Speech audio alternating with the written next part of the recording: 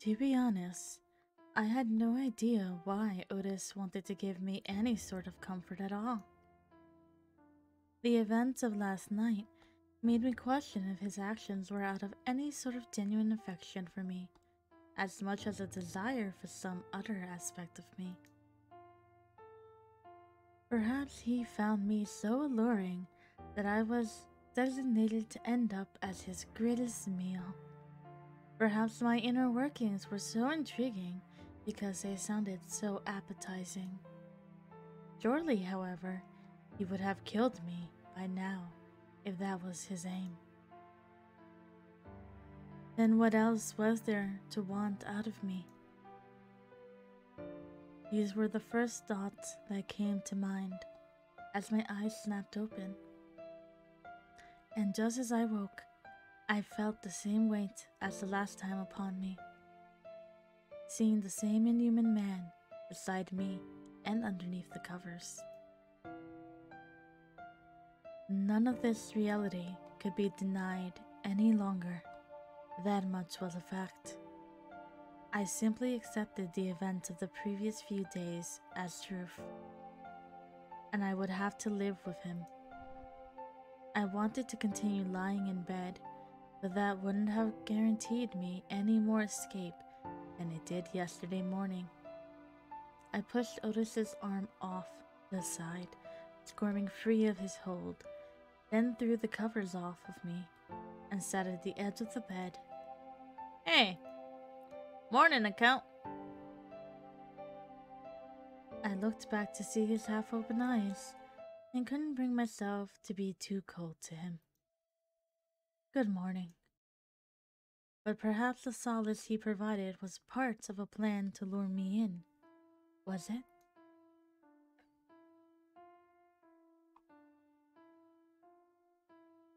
It might have been working one way or another. I stood up to assemble my belongings and equipped any clothing I brought with me on the journey.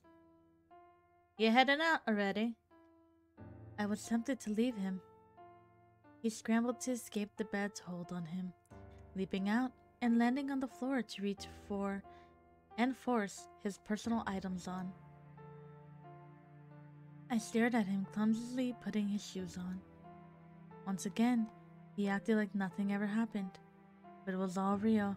The scenes I witnessed were forever burned in my mind. However, having me believe it truly was nothing but a nightmare was perhaps what I needed to push back the memories, because stowing them away was all I could hope to do. Melanie and the wasp wouldn't trust me to go anywhere. Kara wouldn't forgive me if I turned back to the moth. With Louise suspicious of me, the moth would lock me up if I did go to them. I would never see Noah again. And Otis was a monster. "Don't just leave me hanging here." But he was kind to me. I did not understand what happened or what was happening.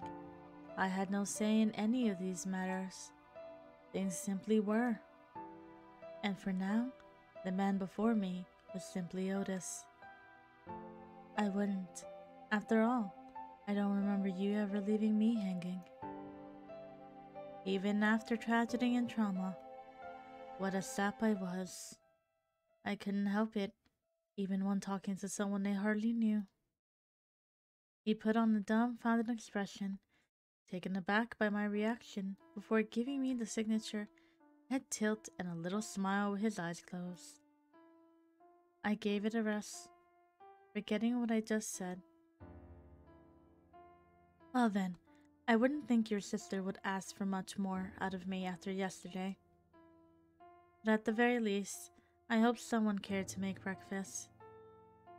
"I hope it's good as what we had yesterday." His enthusiasm and a chance to eat normal food is what I needed to distract me, and to maintain any hope that he himself was normal at all. The two of us left the room and traveled through the halls of the wasp base to return to the central living area. The organization members were sparse, only a few passed through. Almost too good to be true, huh? Hell, like this, we might even have a reason to live. But Melanie said she still has some tricks up her sleeve. I can only wonder what those would be. As they passed us, the inhabitants of the base waved to Otis, with smiles on their faces before going on their way. He returned a sheepish wave and smile, and we continued to wander and look about. Upon setting foot in the kitchen, we found only Carol and John standing about with grins on their faces as they chattered to each other before noticing us. Hey guys, you here to see what's for breakfast? You know it. I helped out with cooking again today. This time I mixed things up, using the same stuff. I dipped some bread in whipped eggs, then put that on a skillet. But of course, I can always make more if you need it. It's been too long since I've had your cooking.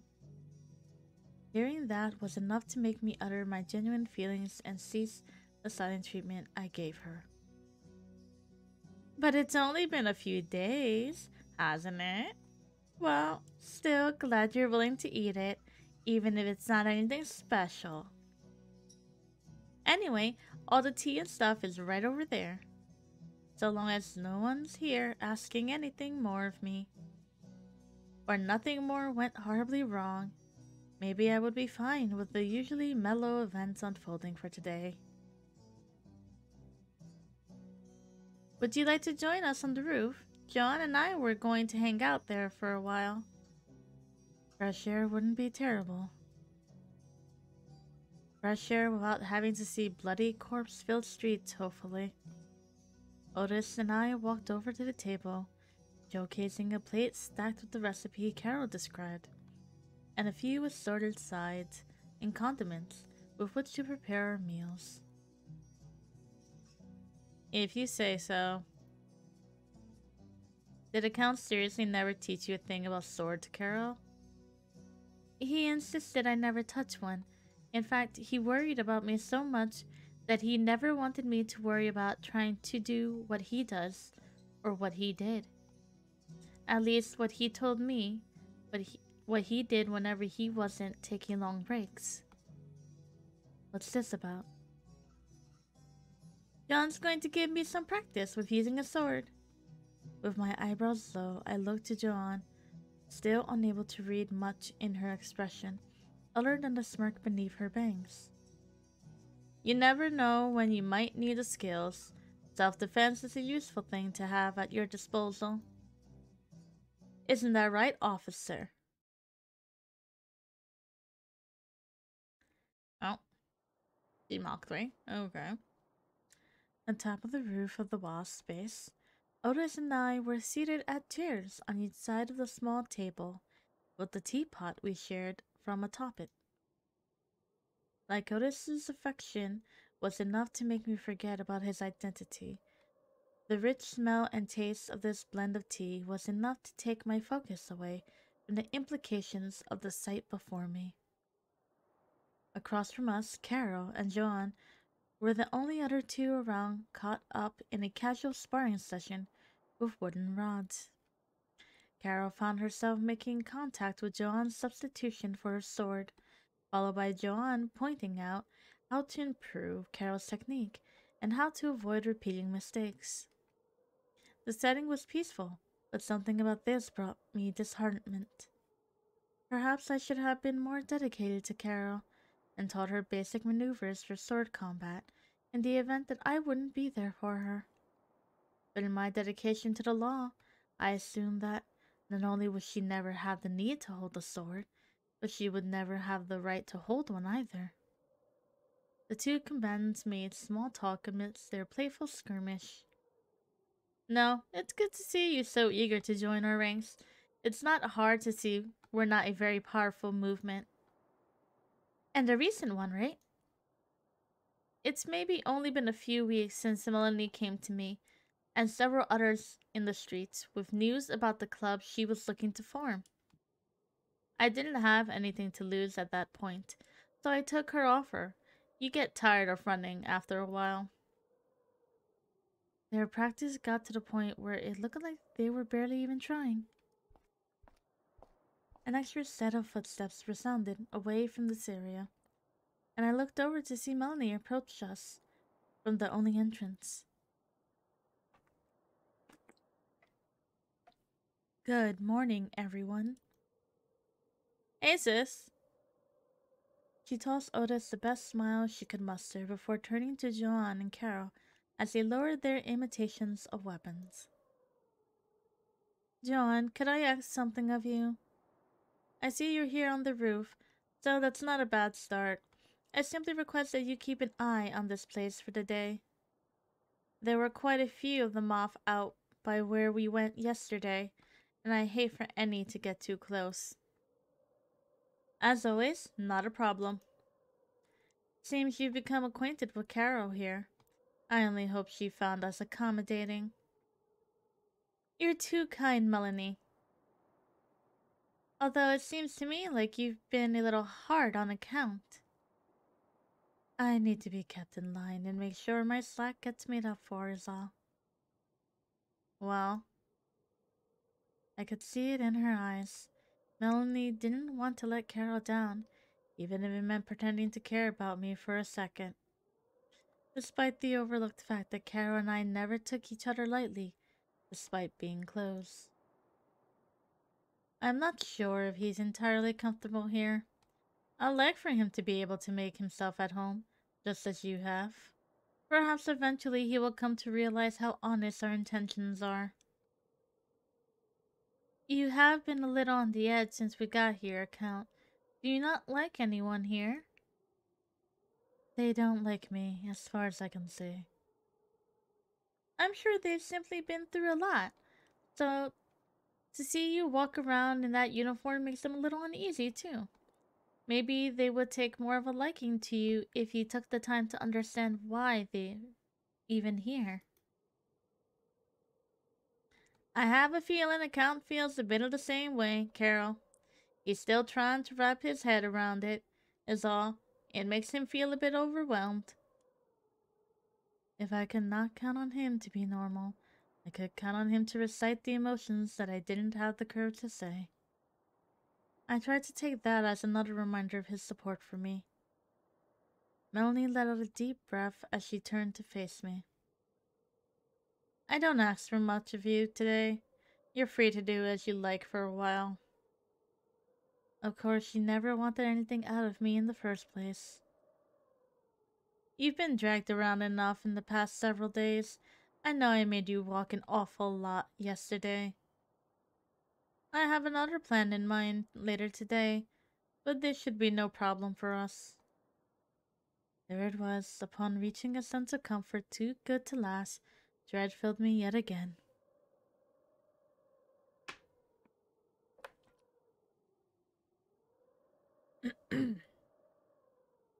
What do you intend to do now? Don't worry so much. I have things under control. You'll have an idea by the evening. First, I'm inviting a relative over to help us out. A relative? Seeing that Melanie came off as entirely human, it may have been safe to assume that this relative of hers was also human, and didn't need any more surprises. Although this was a surprise in of itself. What am I gonna do until then? Yesterday wore out a little too, but it was still fun.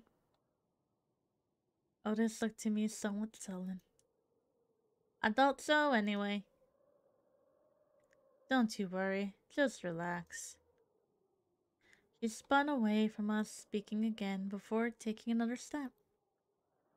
That's all. I'll be off now. Keep up the good work, Joanne. Do your best, Carol.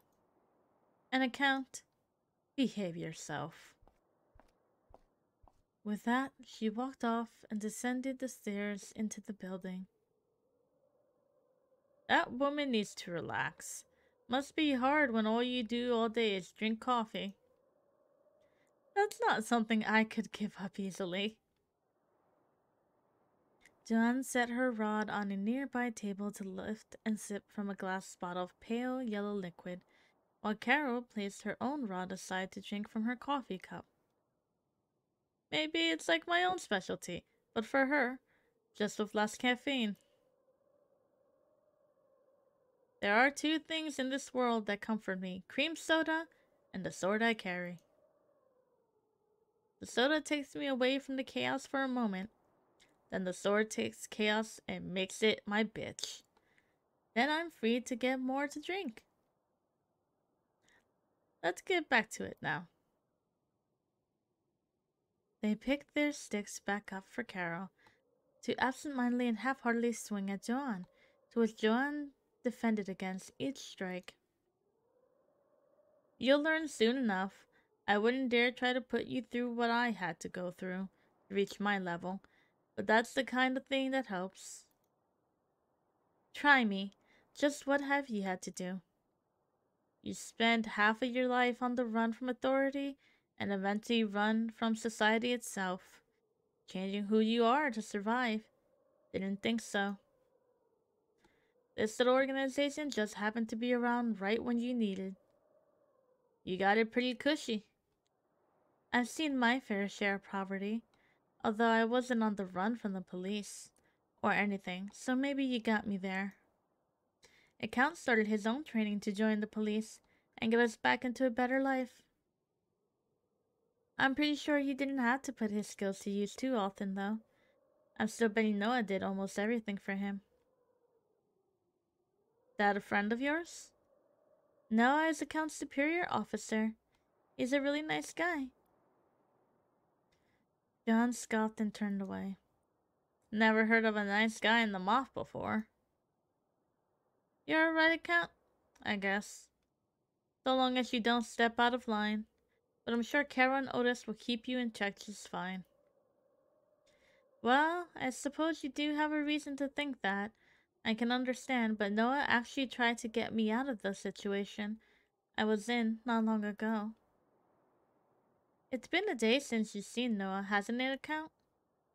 Yeah, I'd like to see him again. I still passed it off as normal. I would too, but I wonder what he would say if he knew we were here.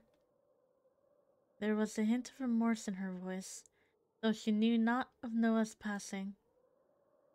And I wonder what he would say if he knew you've been hanging out with Otis half the time. You've dragged him along everywhere you've been, if not the other way around. You two aren't still sharing a bed, are you? A part of me wished Noah would be jealous, but the more prominent part of me had the hunch that he wouldn't mind. In fact, doubted he would think anything at all of the time I spent with Otis. Just as I presumed Noah never thought anything at all of the time I spent with him. I was his co-worker. I was his subordinate. Nothing more. You're looking too deep into it. Sorry. That raises a question. Why do you like this guy as much as you do, Otis? How come? I don't get a wish anytime soon, huh? He's been kind to me, that's all. I could say the same thing about Otis if I were asked the same question. Now, I couldn't help but ask if there was anything Otis didn't like about me.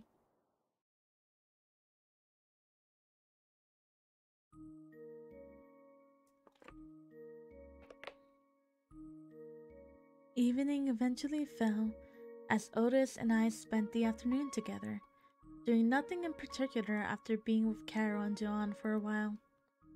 Carol's fighting skills didn't improve much in the comparable short time she spent practicing with Joanne, when they weren't standing around while distracted by other topics.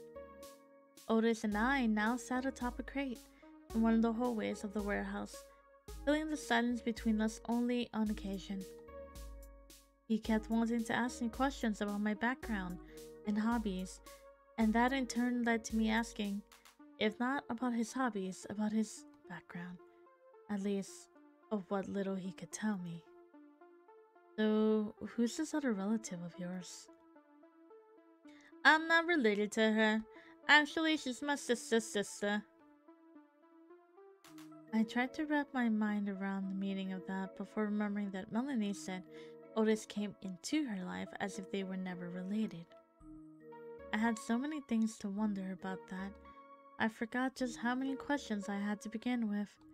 I still had no way of knowing where Otis came from. I already asked where you're from, didn't I? I get that Melanie is not your real sister, but what about before that? I can't remember a time before I knew her. The Melanie's been like family to me my whole life. Whether or not they were raised together, it was obvious enough now that Melanie cared for him since a young age. That raised more questions, yet once again, for whatever reason, I found myself refraining from the intrusive, insensitive interrogation. And there were some things I wasn't certain I was ready to know. As with everything I already learned too much of. Being the one before me, who currently knew more about me than anyone else, for better or for worse, he was someone I didn't want to demonize more than I already had. Hopefully you like Melanie's sister more than you do Melanie. She's a little more willing to open up to people. Oh, I'm sorry, it's just... I understand. Perhaps in seeing into her mind, there was something he understood about her that neither I nor anyone else did. It seemed to be the same reason he was willing to defend me against my detractors around these parts. Just then, Melanie passed us by, stopping in her tracks to face us.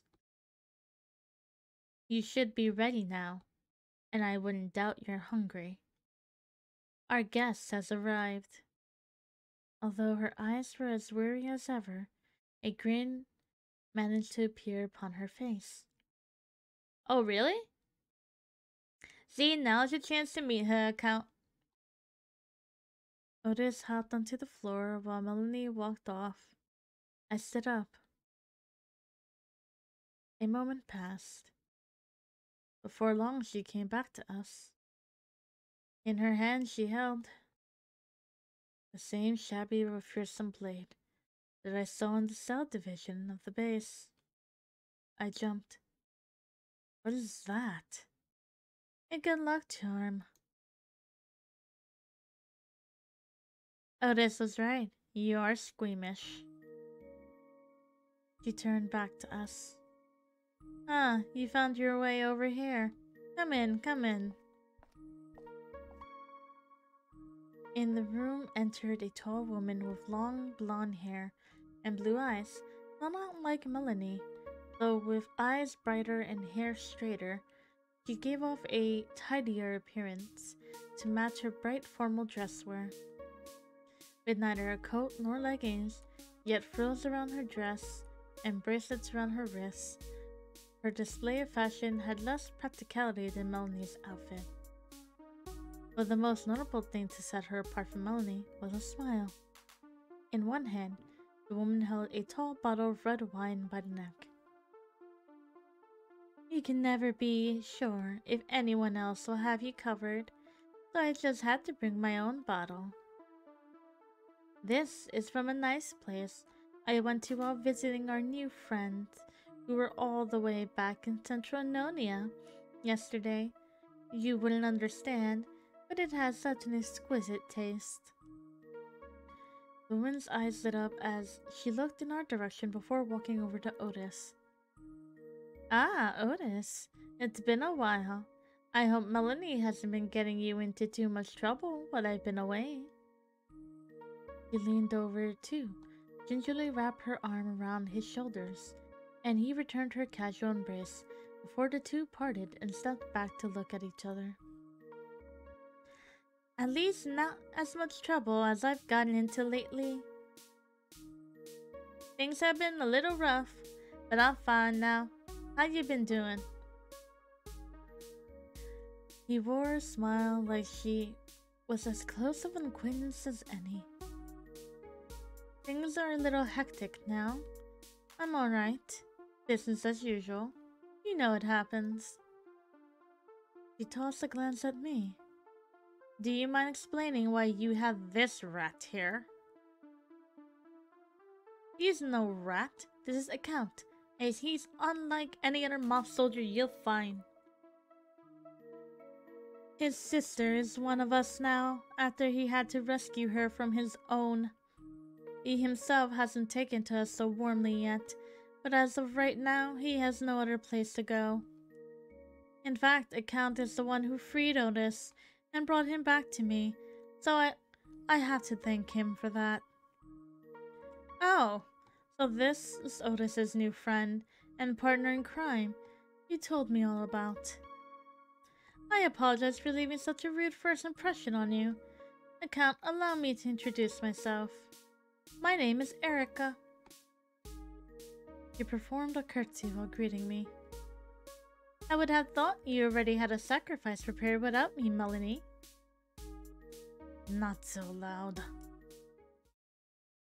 Ah, right, I guess the whole reason for this is to distance ourselves from our newfound friend. He takes the credit while we reap the benefits. What? Uh-huh. Are you not in the loop? I'll explain it all in a minute. I'm a little late, and I'm sure he's already gone to work by now. So, we should get to work ourselves. I saw some of them off in the area. While I would hope they don't come any closer, there's no telling if they might rain on our parade. Just what is it you're going to do? It's a simple strategy. You're welcome to come and find out, Count. We'll need Otis after all. Otis's face beamed again, like he wasn't aware of anything happening. All he needed to stay satisfied was a good meal. As much as I hoped the events to follow wouldn't come down to that, if Otis were to be involved, I knew they would. This way. Otis, Erica, and I followed Melanie through rooms and halls of the warehouse until reaching a shabby wooden door that she opened to reveal an even shabbier wooden staircase descending into darkness. I looked back and forth between the blade in her hand and the void below me before feeling a thick pair of hands rest on my shoulders and hearing a whisper in my ear. No one will hurt you. It was the same sort of whisper that Otis gave me in the bedroom, the voice I wanted to trust. While Melanie held the door open, I stepped forward and crept down the stairs that creaked with each step until I reached the bottom. I was unable to see in front of myself as my footsteps echoed across the solid floor. After the creaking of the steps was heard again, from behind me, a switch on a nearby wall was flicked to illuminate the room with light fixtures between wooden beams spanning the ceiling. 4 metal chairs surrounding a small metal table were the only features of the spacious, decrepit room. The basement is discreet enough for the task. Just tell me what's going on already. I need to know the truth. The truth? It's not something even I know. Erica lifted a hand to show off a gold-colored pocket watch with a chain attached to it. She flipped it open. A few seconds passed. I watched in anticipation. Suddenly, light was emitted from the open interior of the watch, illuminating her face. I struggled to think of what sort of functional light could be contained within that small space, unless she stowed some sort of fire-starting mechanism inside. But this wasn't the light of any fire. Her face had an unnaturally blue glow. Then before my eyes,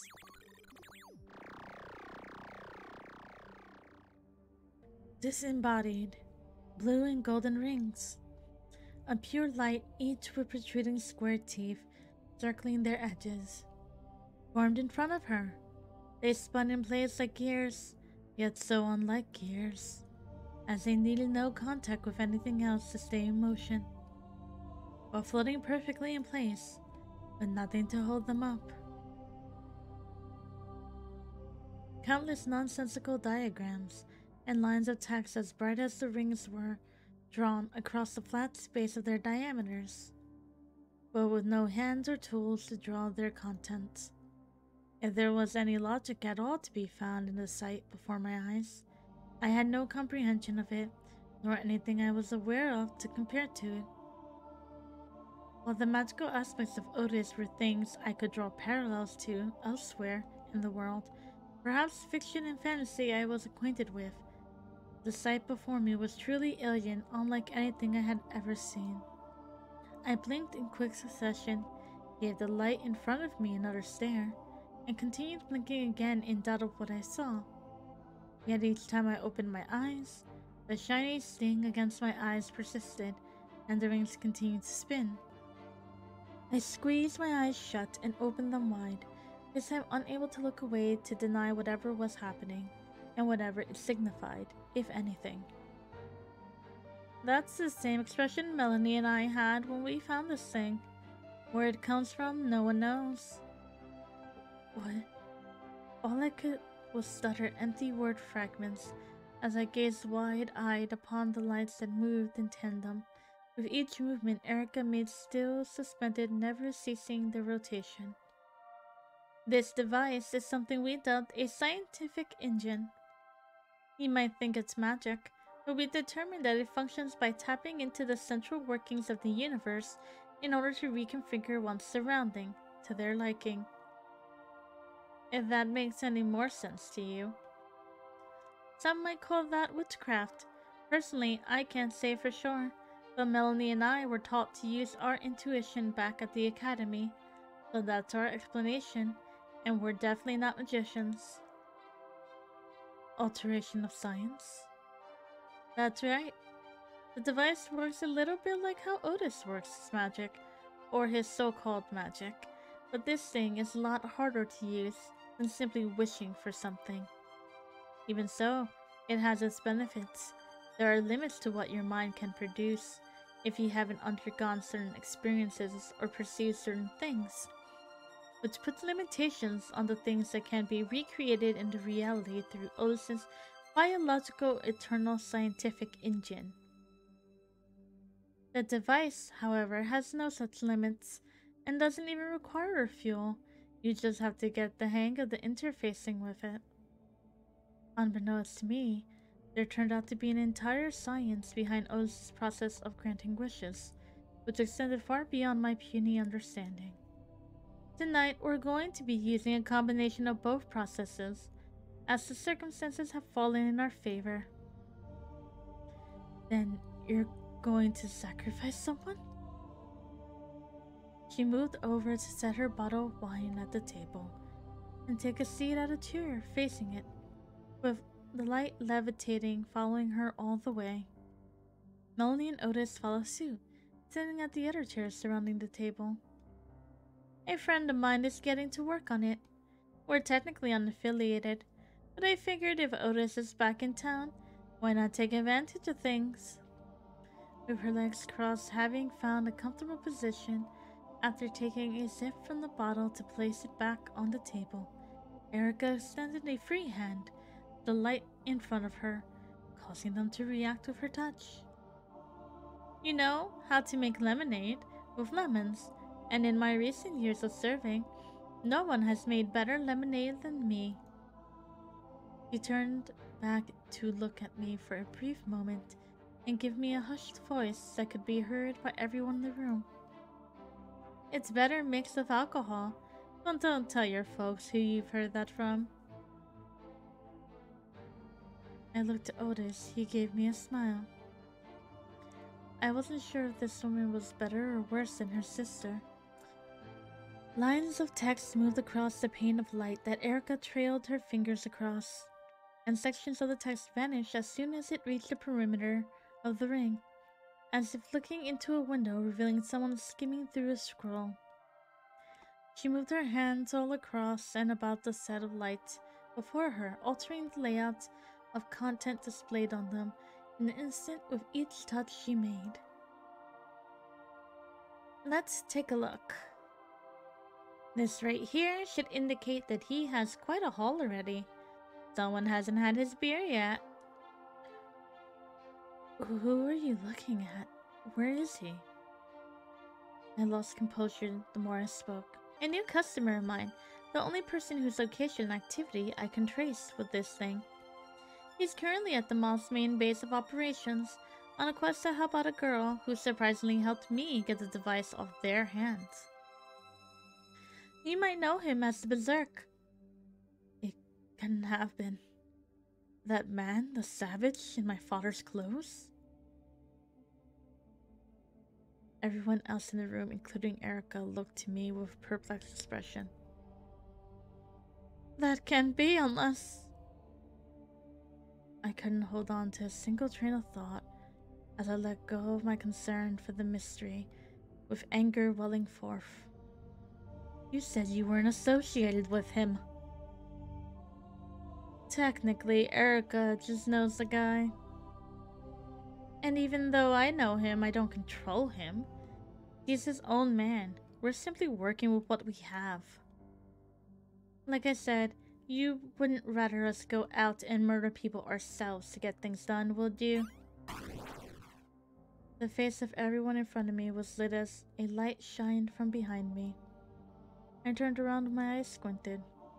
There was no light source to be seen as everything in the room reverted to the you it was a second ago. What lay before me was the body of a man adorned in the uniform of the moth, torn and soaked in splotches of a darker shade of red.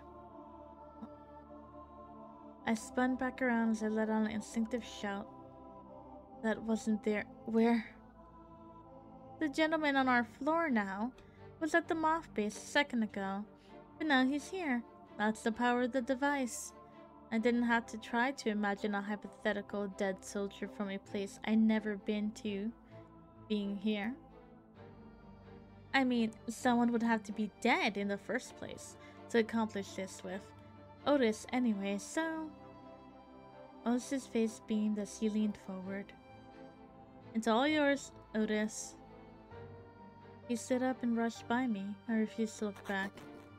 After rustling and an assortment of other unexciting sounds, I heard the same unpleasant noise that began each ceremony. What would you wish for? To take out the King of Enonia. Drops of sweat trailed down the side of my face. I was unable to escape the crunching and slurping coming from behind me. Given that I understand the background of the wasp, it was another stupid question of me to ask, yet I couldn't help but do so. Why? Account. I don't know what you think about the moth, but you should know by now that what both your sister and Otis were put through, as well as the reason you and every other person in these walls is here, is all because of that Litat Saiskaya. He's a mean kid, I'll tell you what. He still owes me 5. Erica mumbled under her breath while taking a sip from her bottle and aggressively tapping the screens in front of her. I had nothing more to say. There were no more questions to ask that anyone would be able to give a satisfactory answer to. Again, only Otis' obnoxious chewing, contrasting with smooth chimes resounding from Erica's contact with the device, filled the room as silence found its way among us. Just then, in the middle of my heavy yet empty contemplation, a sound from beyond the ceiling reached my ears, creaking footsteps above us. Indistinct speech. It all grew into a commotion amidst the unorganized march of a crowd. This isn't right. Melanie reached for the blade propped up with the hilt against the arm of her chair as she stood. They must be here already. Hold on. He's already located the last thing I expected to find so soon. But a transcendence? I wouldn't have expected less. From up the stairs, the door creaked open. Melanie took the makeshift sword up beside her, with both hands around the handle, and the blade pointed in front of her, and closed her eyes. How's it taste, Otis? Delicious. I think I got most of the good stuff almost taken care of. Do me a favor. Will you? Who else? Do I have to? Otis, quickly. Another flash of light came from behind me at the back of the room. I didn't have the time to look around as I heard a cry among the commotion. Melanie? A cow? Rushing down the stairs came Carol, and past me dashed Melanie. Reaching the floor the rest of us stood at, Carol turned to face me, mouth ajar, eyes widened and emptied. And facing me, who couldn't see anything, she saw everything. I turned around. What a mess of a scene. For what I was beginning to accept as mundane, Otis looked to us with his face bloodied and the decomposing body of a moth soldier at his feet. From what I had yet to understand, Erica stood holding a pocket watch as rings of gold and blue light levitated and spun around her. For the simplest but most recent occurrence, Melanie took a wide stance, glaring and aiming her sword at the leader of the Master Order trained higher, the young man I knew to be the King of Enonia, Atat Saskaya. You could have waited for me, Melanie. Speak of the devil, Erica, too. I wouldn't invite it as a friend to the Callisto family reunion. A cluster of steps marched down the stairs. I ran to Carol and pulled her close to me. They came. But what is happening? She was barely able to find the words to express her shock between heavy breathing. Just then, a group of soldiers clad in red coats filed into the room from the stairs.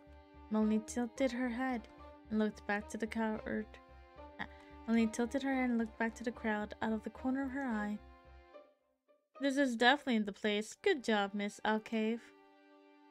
Looking among the small crowd, I spotted the dark hair on top of Louise's head before she stepped out to the front from between the other soldiers, revealing crossbows she held. Her expression wasn't as stern nor as emotive as it was at our last encounter. She expressed what was neither anger nor pride, nor even shock or concern, unable to look anyone in the eye. I'll say you deserve a promotion. No one's filled in for Mr. Tolstoy yet. He was quite the soldier. Seize the traitor and the young girl. After Latat snapped his fingers, a few soldiers around Louise took a step forth, approaching me and Carol, to which she clenched me tighter and squealed, "No!" Before they could step away further, Melanie rushed between us and them, brandishing her sword. As I looked to the direction she ran from, Latat ran with her, only to pass us by. He went for Erica, as her hand hovered over one of the lights before her. She let out a gasp as he reached for the device.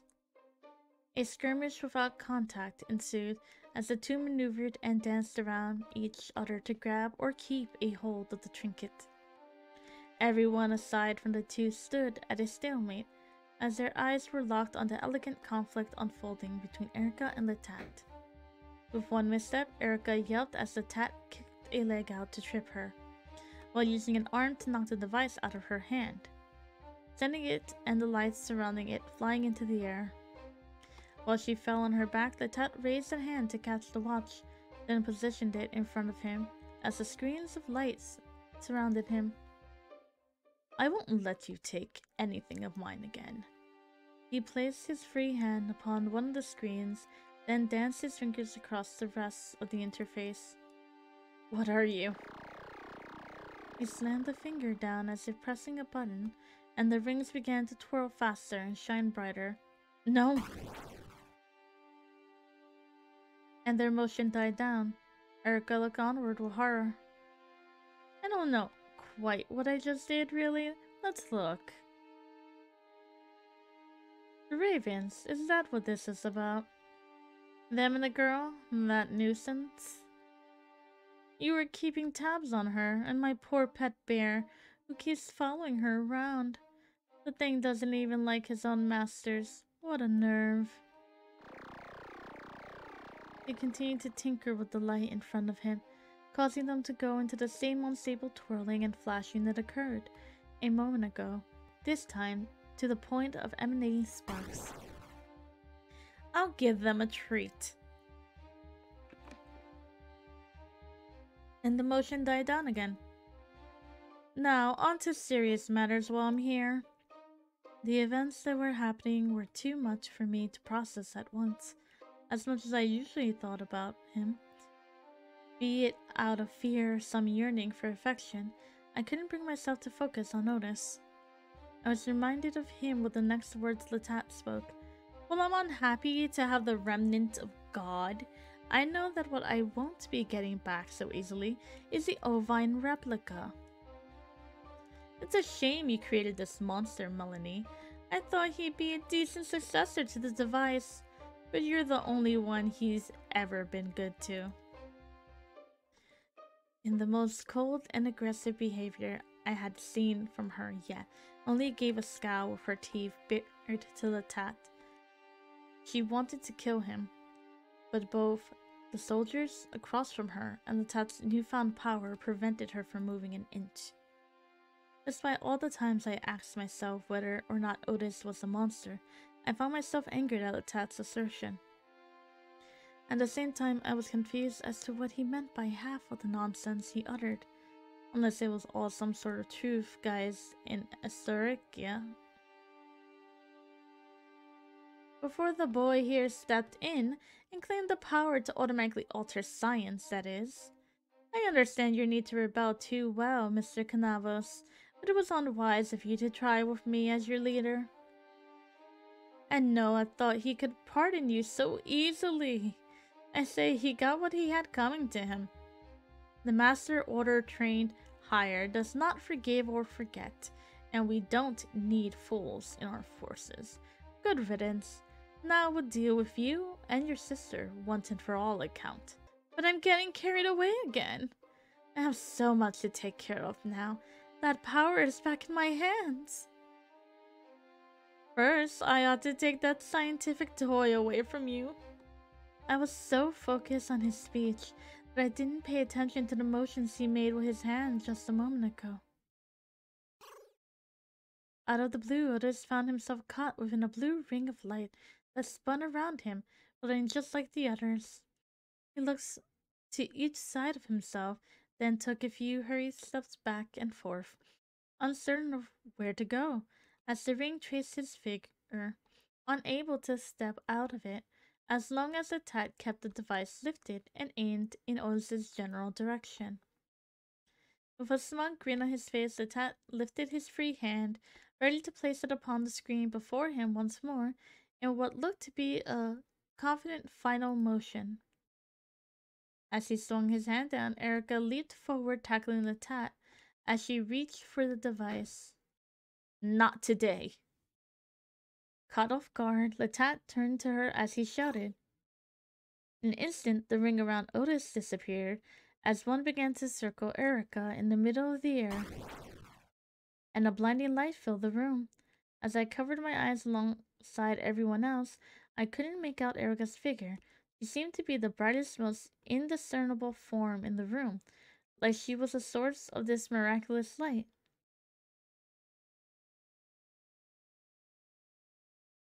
As the room dimmed just enough for me to look while squinting, the tat lay on the floor, leaning up enough to see that which was before him. A glowing cluster of billows that resembled the sun shining through clouds floated and stirred where Erica once stood.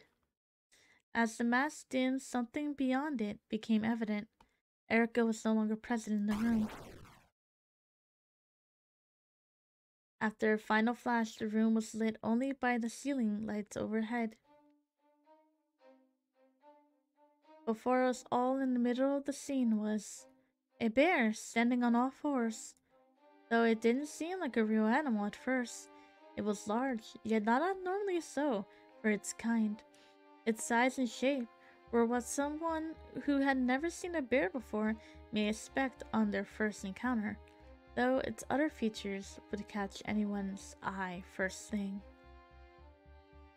Sheep with pink wool made for one of the unique breeds of animals to which Enonia was home, but I had never heard of a species of bear that displayed a coat of shimmery golden fur. No less clear blue eyes for that matter. A color palette not unlike what I saw in Erica. It would have been unreasonable for anyone but me to assume that Erica transformed into a bear. Or perhaps of everything I had seen, that was the conclusion I've reached. One more impossibility made its way into the list of known possibilities. The tat looked to his hands. He glanced all around himself, forcing himself to stand and look. Some more with decomposed shock and worry across his face, eyes wider than his character had room for. Where is it? Where is the device? My eyes trailed around the room, unable to see the pocket watch anywhere nearby. It had to be somewhere. It was understandable how it could be misplaced now. Although the bear, who I assumed to be the same being as Erica, was not half as expressive. She looked down, shaking her head in obvious confusion, as she assessed and examined what became of her body. She went still and lowered her head, closing her eyes. The same rings that the device produced appeared before her. I see now. Erica's voice could be heard from the bear, yet the bear itself did not speak, as bears do not. Words were uttered, yet no one's mouth moved. Your reign of terror ends with transcendence. The bear took a wide stance, and the rings encircled in increasingly hurried motion. Retreat! Retreat! The tat sprinted past Erica and around the room, avoiding Melanie's path as he reunited with the moth soldiers, for them to begin filing up the stairs as fast as their feet could carry them. Just then, the rings in front of Erica's reached a sudden stop. In a flash of light, every soldier vanished with the tat. Right after that, Erica's form thinned and stretched into the air before she vanished, leaving behind a only disembodied shimmer that quickly faded.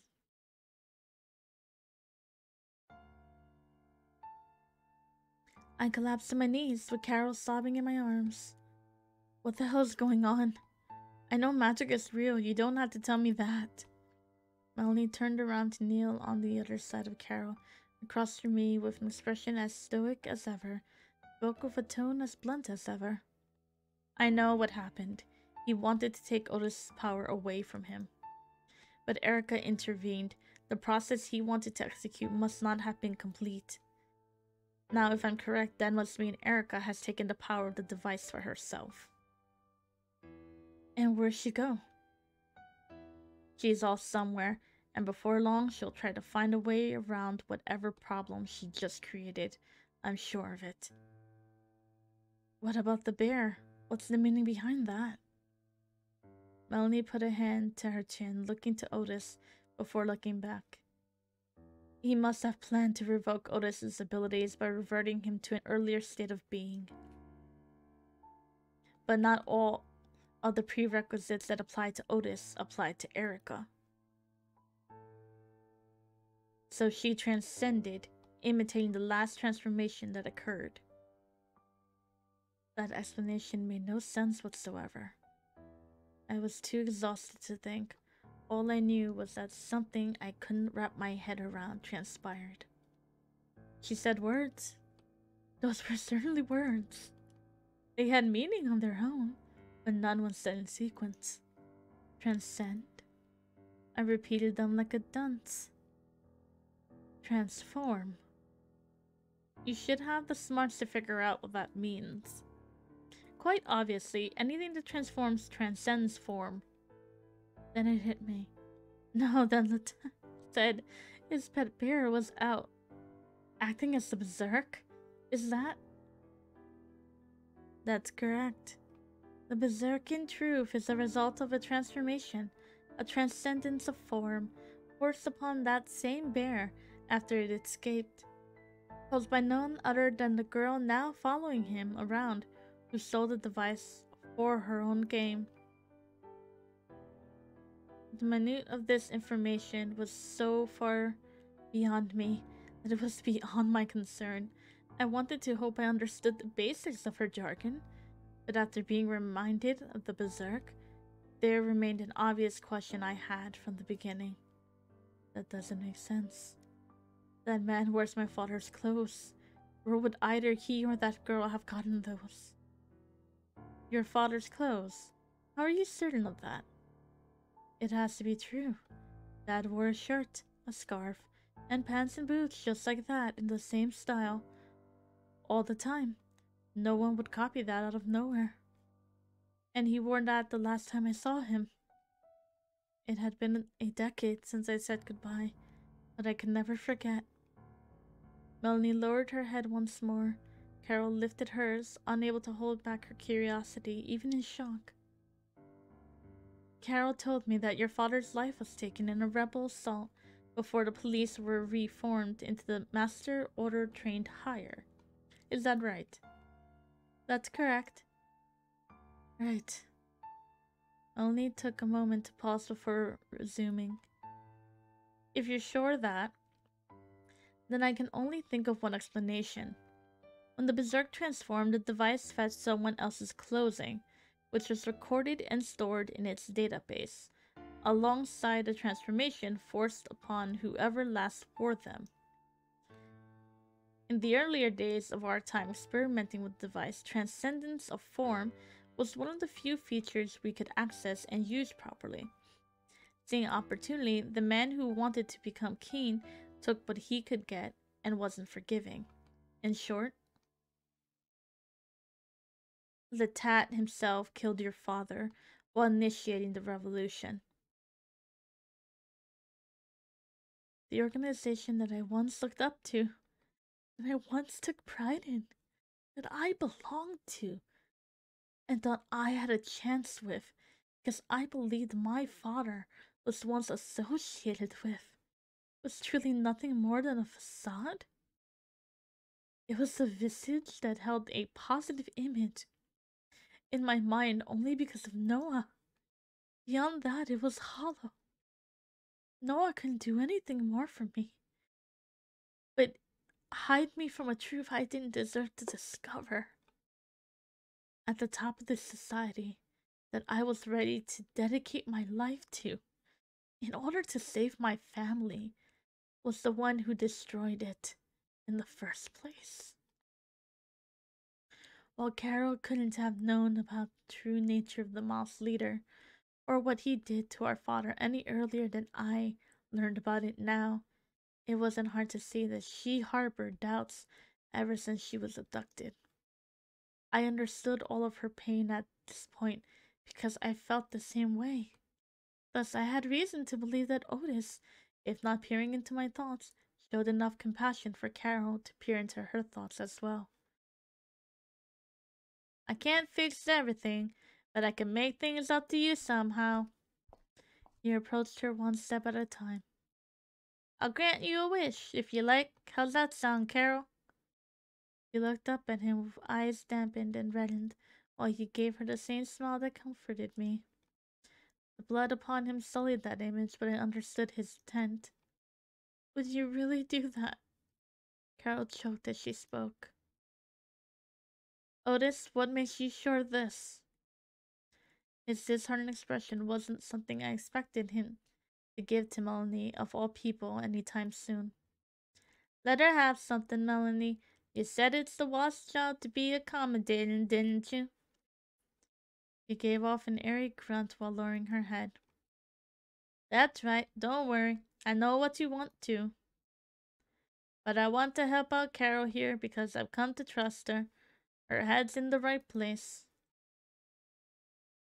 His face, while far from expressing anything resembling anger, was the sternness I had seen from him, yet as he stared Melanie down.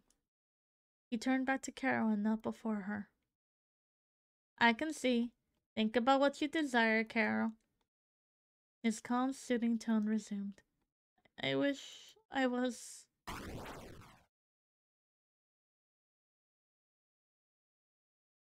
never associated with a moth. Otis stared in surprise at Carol. In a new turn of events, he was still covered in blood. Then he looked at me, unflinching. Why me? He didn't just grant one of my wishes again, did he? I was so overwhelmed I couldn't even think of anything to wish for. I was only anticipating what Carol would say. If the blood was still all over him, did a scientific alteration not even work? Was that why he looked surprised? His emotion weakened as his eyes went dim and the room went quiet. Not much later, rush stomps came down the squeaky stairs. John appeared before us as she reached the bottom. Melanie. She froze in place, her face was aimed towards the body laying in the middle of the floor. All the cops in the base vanished, so I had to come see if they came down here. Is that the only one? He looks like he had a number done to him. The other soldiers had been dealt with. Well, I checked outside and something's not right. Go on. The usual things aren't there. What usual things? I ran around with some of the others, but nothing's the same. The streets are entirely different. Are we in the same part of town? At this point, I knew one thing for certain. If not mine, someone's wish was granted. Melanie sighed. Let's see what's going on, and I'll see if I can explain. Otis, Carol, and I all stood to follow Joanne and Melanie up the stairs. We went through the halls as usual. Nothing changed on the inside.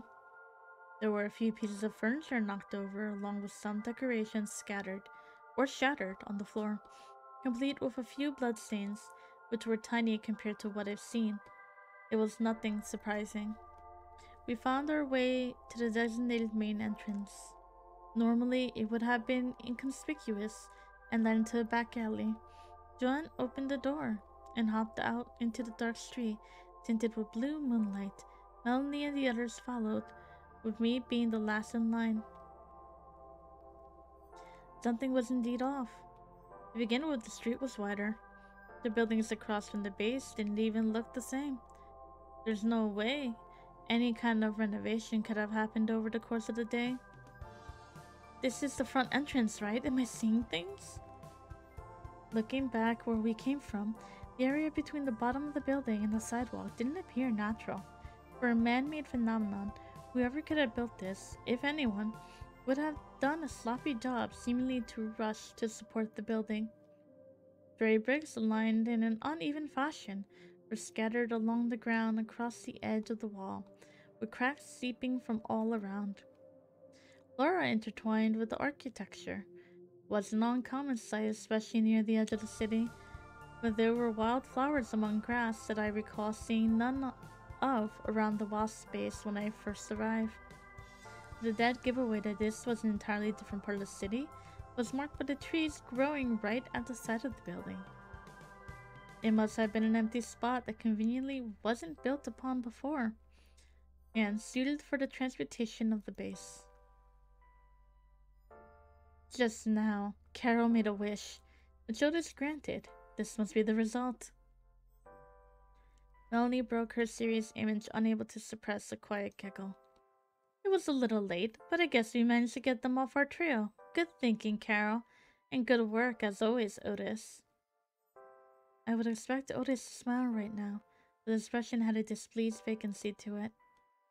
Right, well, I'm relieved that the cops hopefully won't find us and bother us again. Unless they notice this, hopefully not.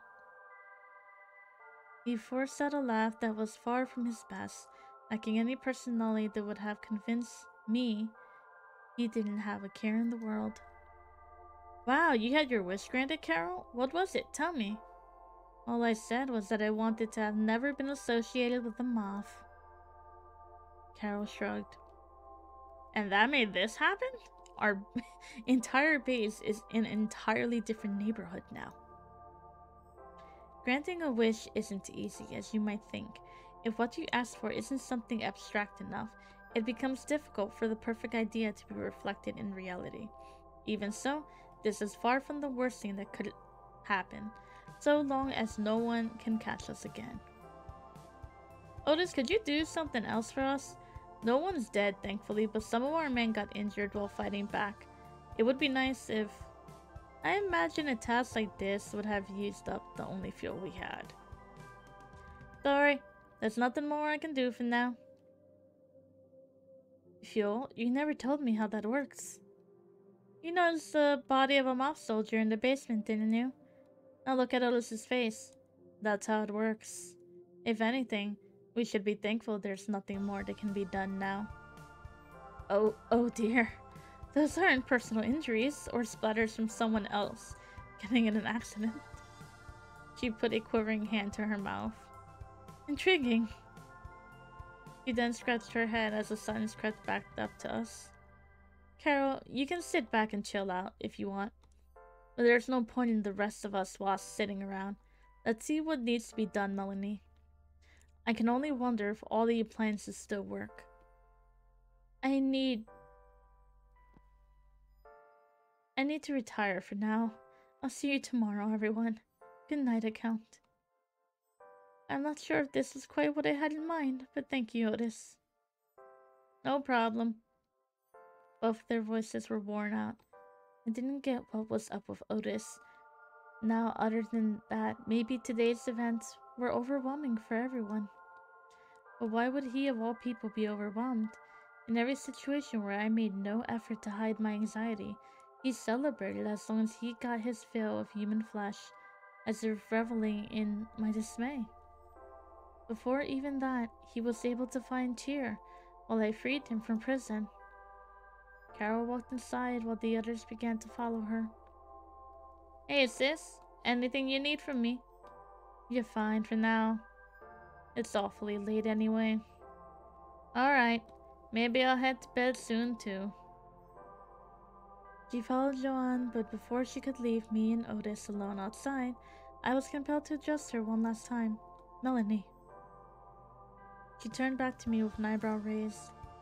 Are you still mad at me? Why would I be? Things slipped away from my plans again, but tonight isn't so different from yesterday. But in the end, things worked out well enough. At the end of the day, we're off the radar for now, and that's one of the things I wanted to accomplish. And I have a feeling that after tonight, you made all the adjustments into the Wasp that you needed to. Good night, you two. Rest well. She turned back around quickly, her hair twirling past her as she stormed into the interior of the base. A dead silence pervaded the street. Otis looked down at his stained clothes and hands. I need to wash off. That's fine. I prefer you to be clean. I know you would. I've seen that plenty of times. I guess you just didn't get a chance to make that happen this time. Was he saying I was the one who made him clean again after every wish I made? That's all the inquiry I had earlier, but something about this was still a tad strange to me. Yeah, then you should go clean up.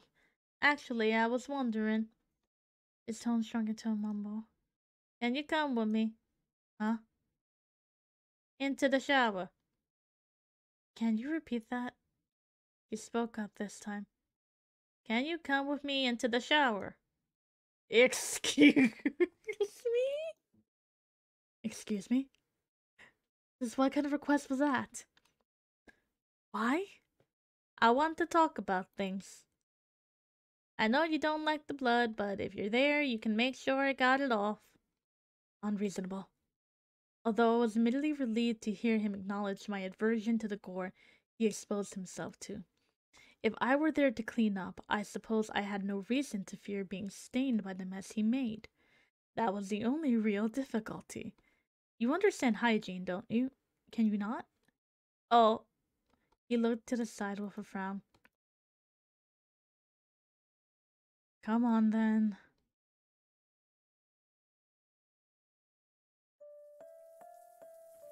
While not ideal, the drab bathroom near the bedroom that Otis and I shared wasn't the worst thing about the wasp space. The least Melanie provided was a shower, rug placed on the plain lime floor, and a supply of clean towels ready on the wall rack. Those minuscule additions made me wonder where she even got half of the things that the base had. Either the members of the Wasp were looting people, digging through garbage, or Melanie put Otis to work a few times in the past just to decorate some of this place. While not my priority, this minor topic was something I tried to focus my mind on to distract me.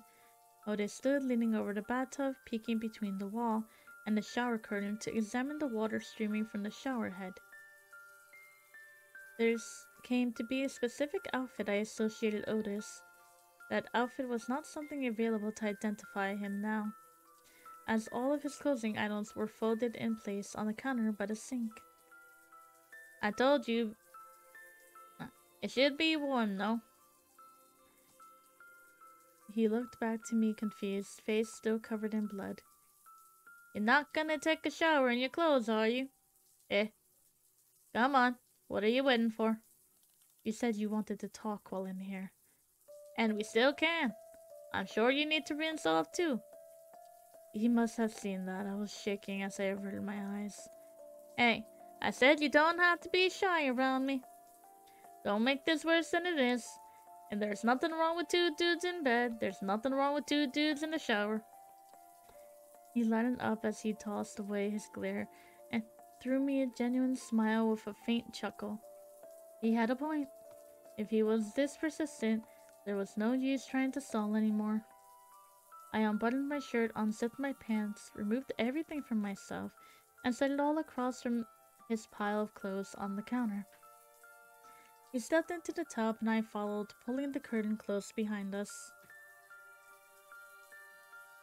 Like I said to you, I just like hearing you say things. The blood began to run down his body, along with the water that hit him as he stood in the stream. I stood back a ways, knowing there wasn't much I could help with,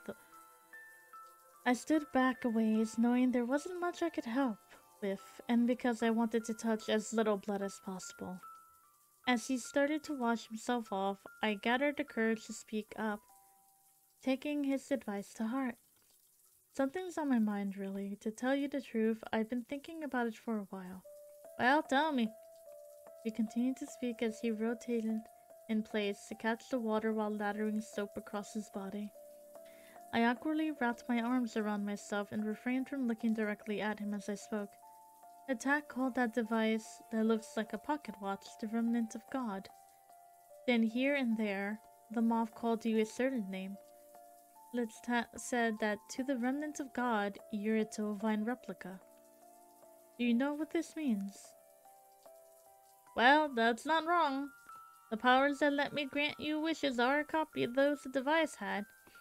I can replicate most of its capabilities as long as I've got enough flesh. Now the biggest mystery was where the unholy device originated from. But Erica said that she and Melanie found it, though it would be unlikely that even they could answer that.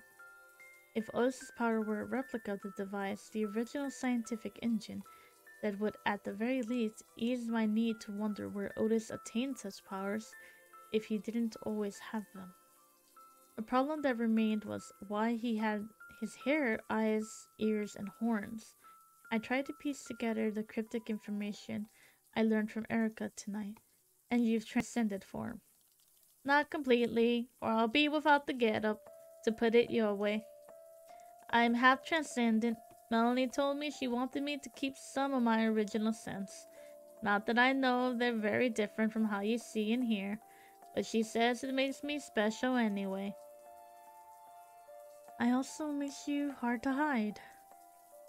Or I guess the process of combining things is tricky sometimes. Maybe that's another thing she said.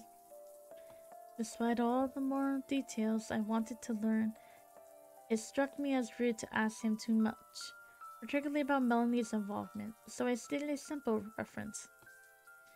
So you used to be an Anonian sheep? It was all beginning to make sense nonetheless. To tell you the truth, I don't remember much at all. I think for the most part I was like a wolf, always independent, always doing what I knew I had to be done, whatever that entailed. Now this was something out of nowhere. A wolf? What's that supposed to mean? Those don't seem like the traits of a sheep to you, do they? I'm not sure those are the traits that come to mind when I think of you. I'm full of surprises, as you may have learned. I mean, I may look like a sheep, but I don't know of any other sheep that love the taste of blood as much as I do. That still wasn't funny. given that superficial physical features he possessed most of the time. I didn't give it much thought, but without some other real animal in mind, a wolf may have been the most apt thing to which one could compare his other side.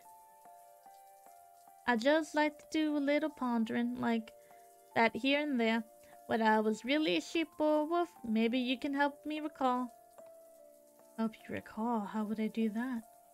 The more I'm around you, it's like the more I've remembered. Maybe it's not like memories have come flashing back to me, but I think I've found little reminders here and there. I feel I've seen a bit of myself in you, at least the thoughts you've shared with me. Really, the most I can tell you is just keep being yourself. Be myself? Huh? I certainly tried in this hellhole, though I had yet to be any sort of free spirit. I do what I can. I know you do, and that's what I like about you. He hung his head, only glancing at me from the side. But I'm more like a sheep or a wolf. This is another something I've been wondering. Am I a monster? His voice veered back into a melancholy, though not entirely disheartened, as a hint of curiosity and fascination was apparent. That was the same thing I asked myself countless times over. Because I was unable to decide for myself, I couldn't provide an answer for him either. Here he implored me to be honest, yet there was no verdict to be reached.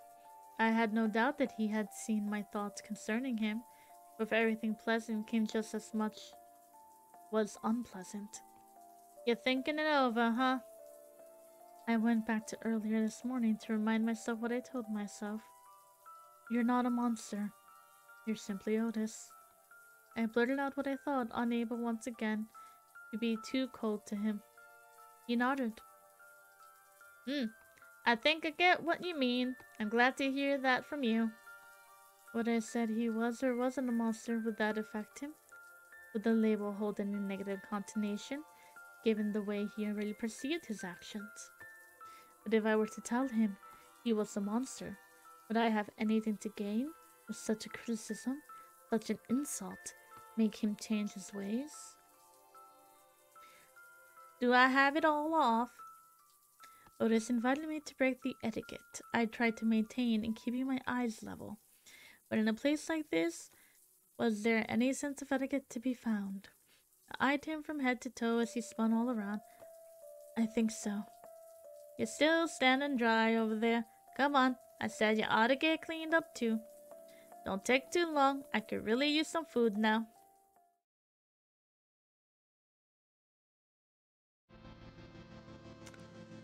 I lay on my back atop the bed with Otis at my side, his head resting on my chest with an arm across me.